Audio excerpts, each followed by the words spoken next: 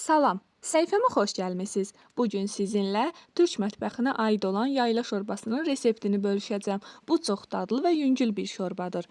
Yayla şorbası qatıq, yumurta, düyü, noxud və bir ovuc çəkilmiş ətdən hazırlanır. Hazırlanması asandır. Dadı isə həqiqətən möhtəşəmdir.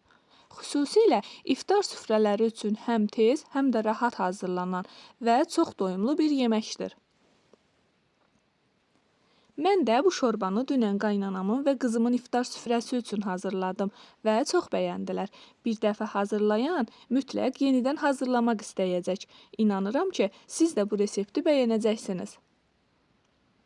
Allah hər kəsin ruzisin bol, qazanın həmişə qaynar etsin. Süfrəniz bol bərəkətli olsun. Videomu bəyəndinizsə, yaxınlarınızla paylaşmağı unutmayın. Hələlik.